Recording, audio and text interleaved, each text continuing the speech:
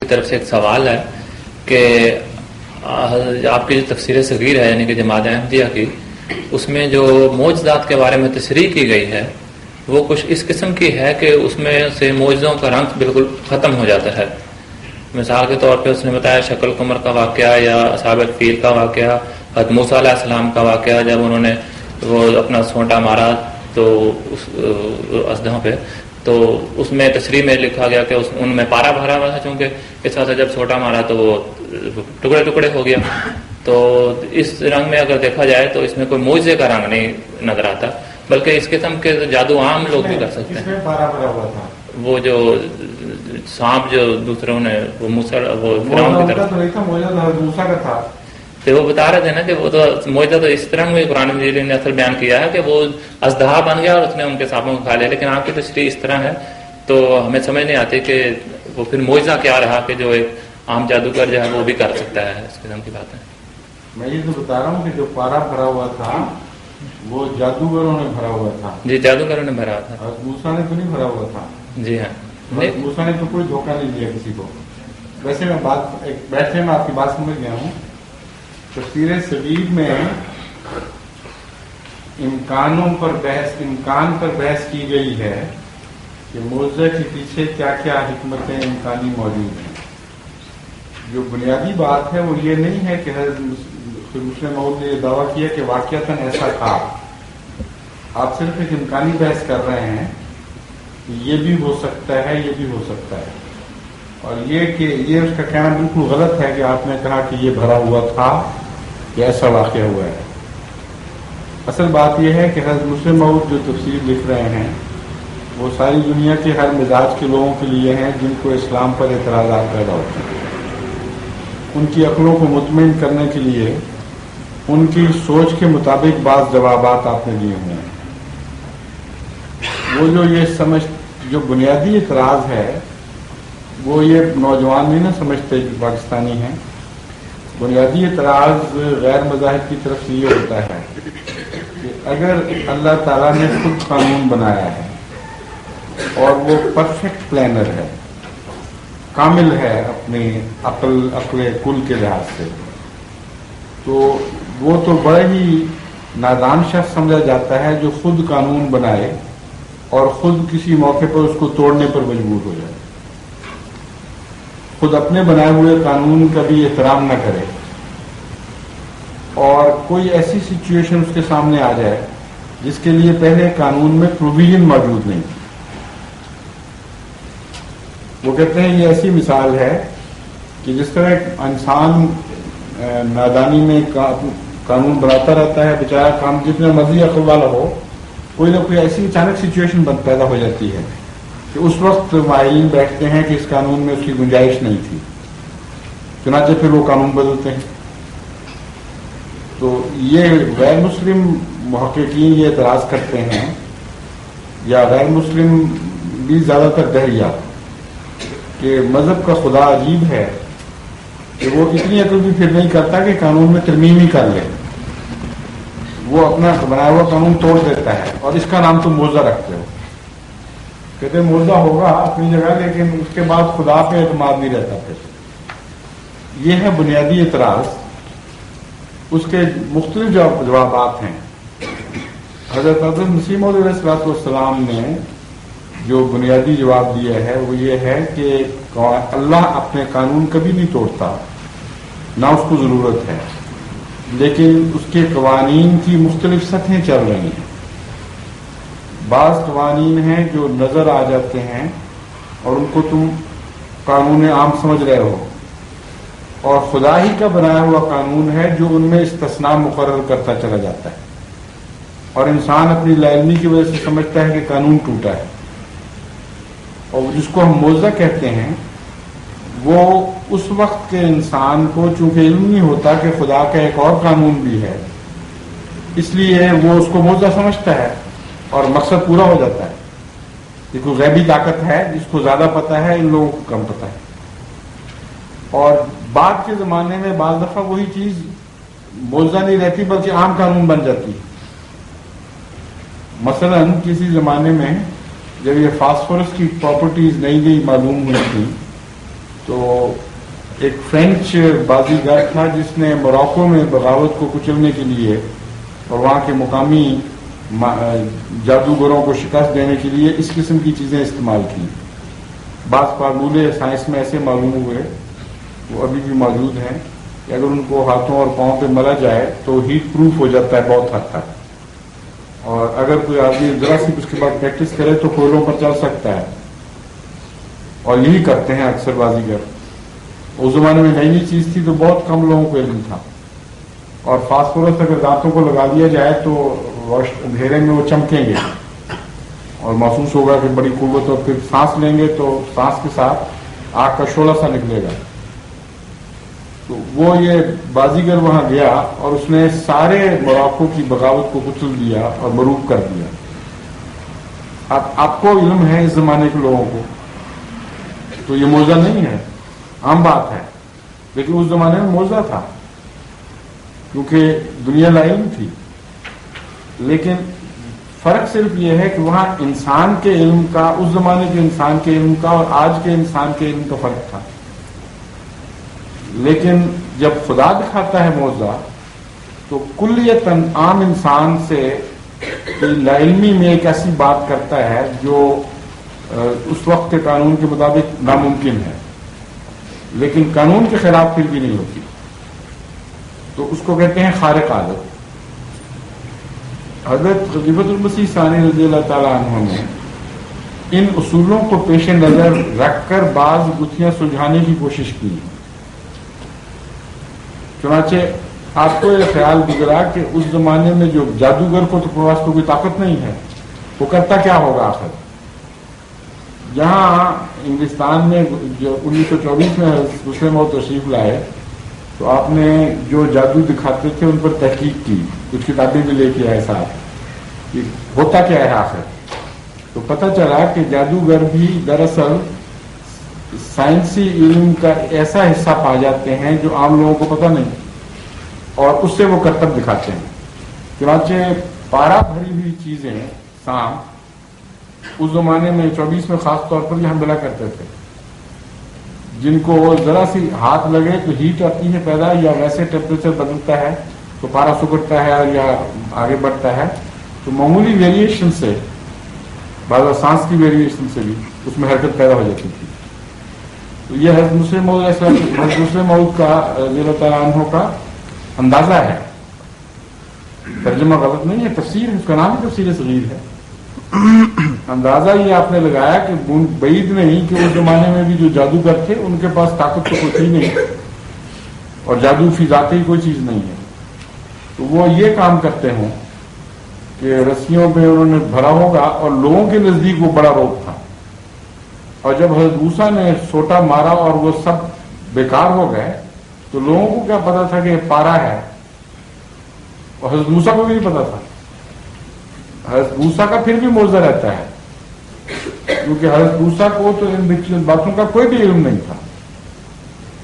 آپ کا یہ تخمین اندازہ تھا کہ جب انہوں نے خدا نے کہا کہ سوٹا اپنا پھینکو، جو ان رسیوں پہ پڑا تو ان کے پارے والے نکل گئے، تو سارے لوگوں پر یہ امپیکٹ پڑا کہ یہ زیادہ طاقتور ہے، یہ ٹھیک ہے. وہ اتنا کلمزی نہیں جس طرح سے آدمی نے سمجھا کہ اٹھ کے چھوٹا مار دیا تو پھٹ گیا، لوگوں نے کہا دیکھو یہ پارا نکلایا. ان کو تو پتہ ہی نہیں ہوگا کہ پارا ہوتا کیا ہے، تبھی تو مروب تھے.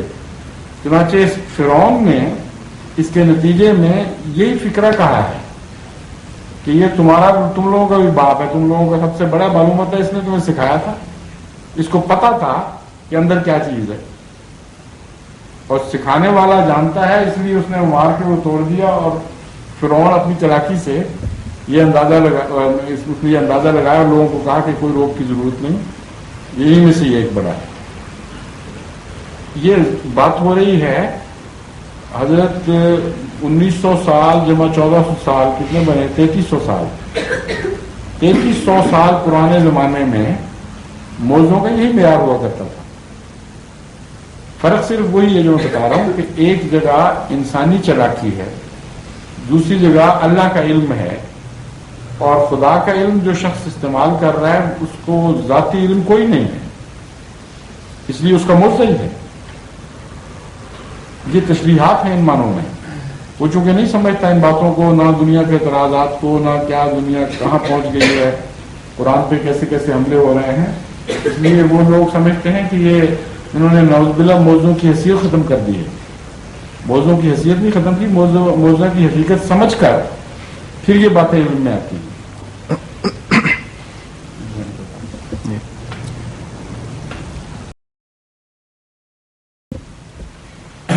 لیکن صرف یہی بات نہیں ہے، اور بھی اس کے بعد حصے ہیں جو ہیں.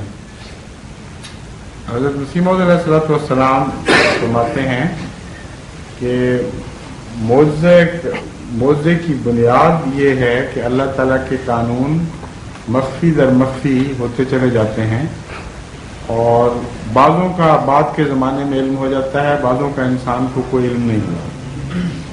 لیکن قانون قدرت کی تہیں ہیں، اور ایک قانون غالب ہے دوسرے قانون پر، اور وہ اپنا کام دکھاتا ہے.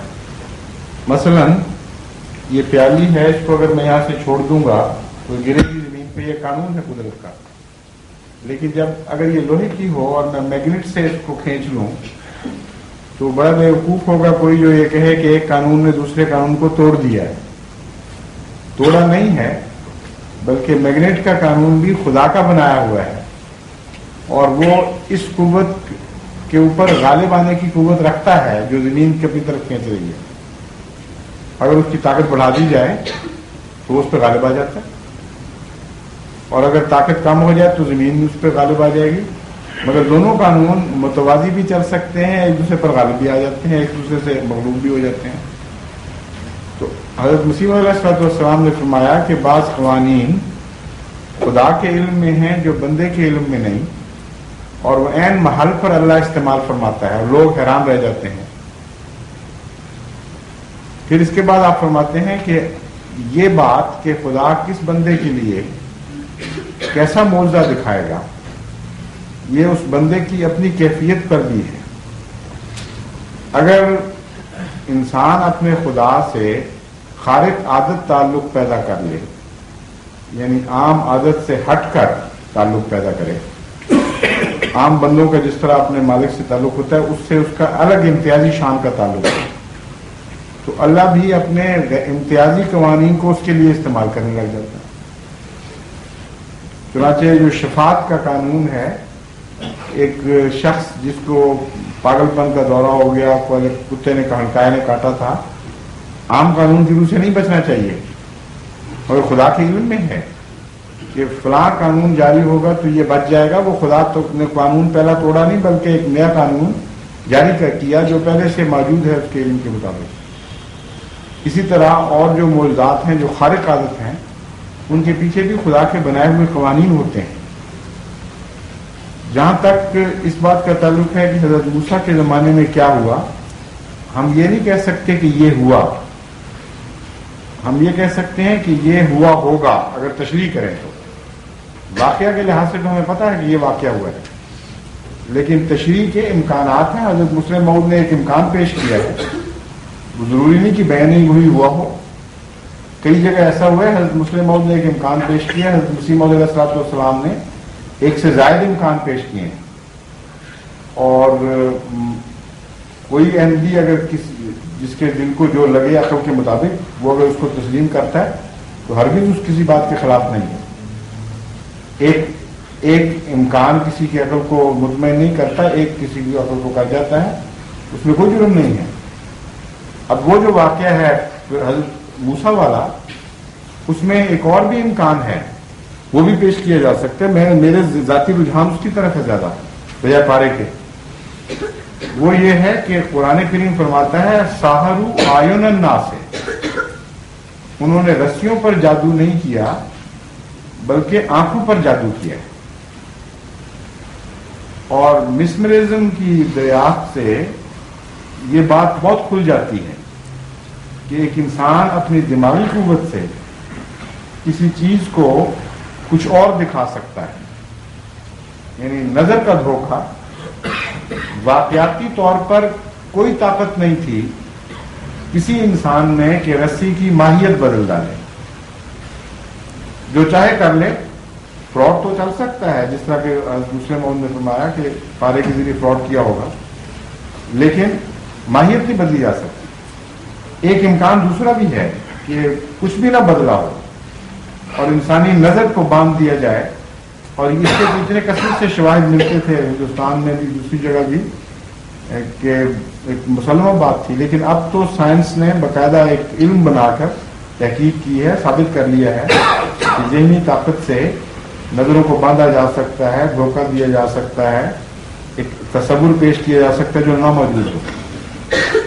چنانچہ میرا ذہن اس طرف جاتا ہے کہ یہ ہوا ہو، یہ بھی ہو سکتا ہے کہ یہ ہوا ہو سحر عالم الناس سے، کہ انہوں نے پریکٹس کی اور مسمرزم کی اور رسیاں پھینکی اور دماغ میں یہ سوچنے لگ گیا کہ یہ سانپ ہیں، اور ان کی سوچ دوسرے ذہنوں میں منتقل ہوئی اور وہ یہ سمجھے کہ واقعتاً سانپ ہے۔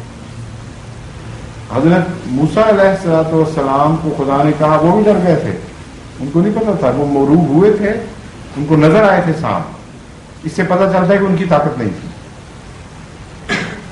اگر تو ان کی طاقت غیر معمولی ہوتی اور انسانی ہوتی تو ان کو سانپ نظر ہی نہیں آنے چاہیے تھے، کیونکہ غیر معمولی طاقت کا انسان کمزور طاقت کے دماغ سے مغروب نہیں ہوتا۔ خدا تعالیٰ یہ بتاتا ہے کہ وہ خوف زدہ ہو گئے،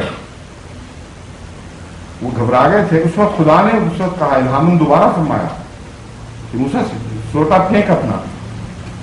جب سوٹا پھینکا تو اس وقت اللہ تعالیٰ کی قدرت غالبہ نے ان کے دماغ کے اثر کو بالکل زائل کر دیا، آنکھوں کے بندے ہوئے جادو کو کھول دیا اور ان کو حقیقت حال نظر آنے لگے۔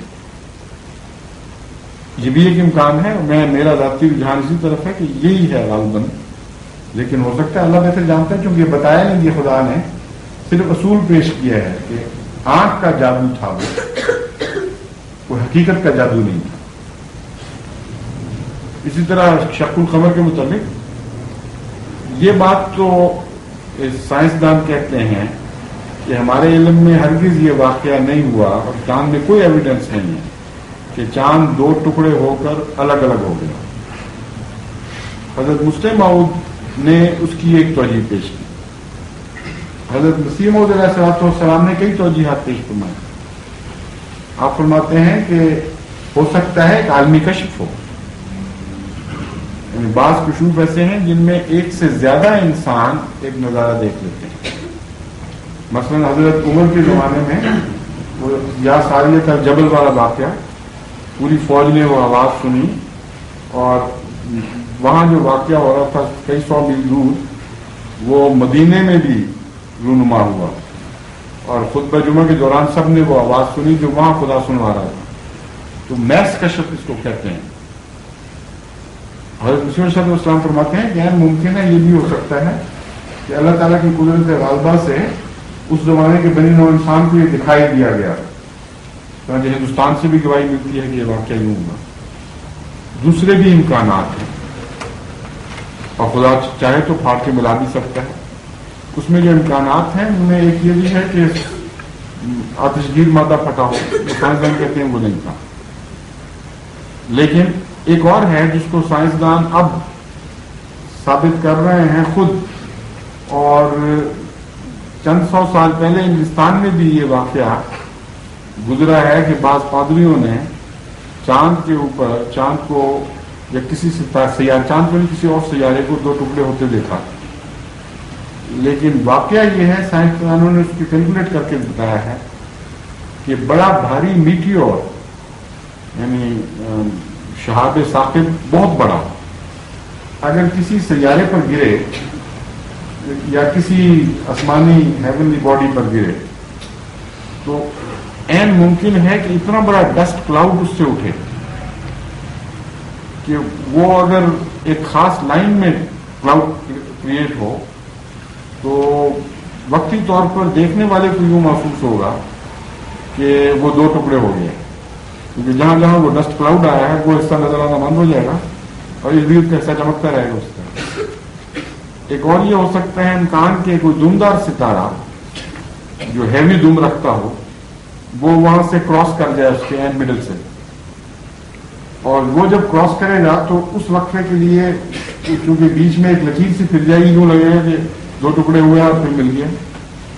تو سائنسی امکانات تو اور بھی بہت سے ہیں. یہ واقعہ سے بہرحال مسلم ہے کہ ہوا ہے، اور جو کچھ بھی ہوا ہے وہ حضرت رسول کریم صلی اللہ علیہ وسلم کی اپنی طاقت نہیں تھی. اس کو معجزہ کہتے ہیں. تشریح جو بھی آپ کر لیں معجزہ پھر بھی رہے گا، اس لیے وہ اس کی غلط فہمی ہے کہ معجزے کی شان کم ہو گئی.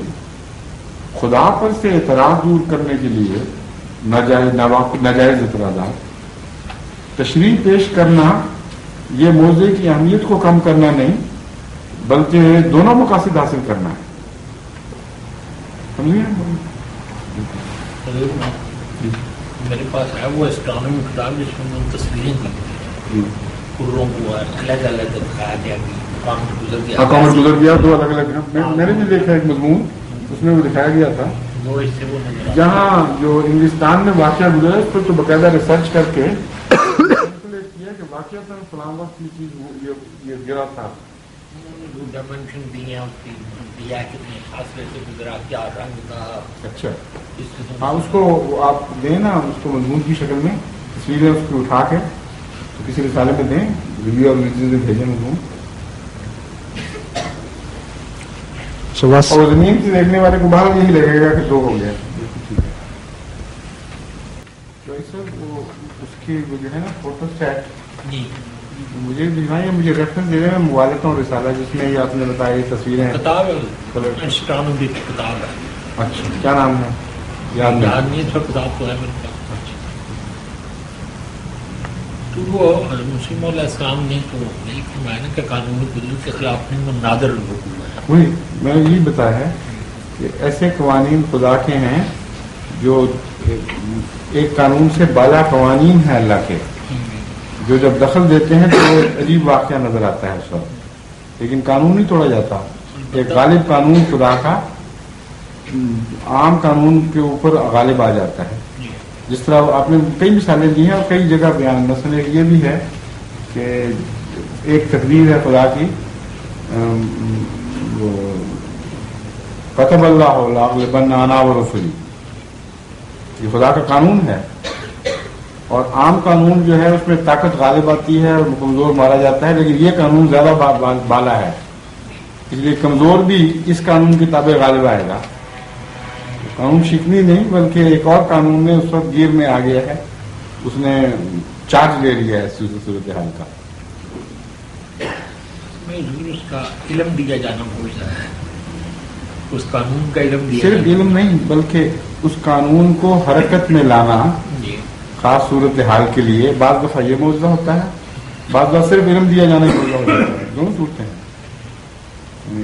خدا تعالیٰ کے کنٹرول میں آ کے اگر کھانا بڑھ گیا ہے وہ علم نہیں ہے، واقعات میں بڑھا ہے تو خدا کے علم میں ہے کہ اگر یہ مادے اکٹھے ہو جائیں تو یہ چیز پیدا ہو سکتی ہے، اور اس کی طاقت ان کو اکٹھا کرتی ہے. ہر چیز اسی طرح بنائی ہے اس نے. وہ یہ تو نہیں کہ قانون شکنی کی ہے، اس نے اپنے قوانین کو اکٹھا کیا یہ خاص طاقت کے تابع. وہ علم نہیں بلکہ قوانین کا غیر معمولی طور پر حرکت میں آ جانا اور ایک جگہ کنسنٹریٹ کر جانا، یہ معجزہ بن جاتا ہے. اس کو کوئی اور شکلیں بھی ہو سکتی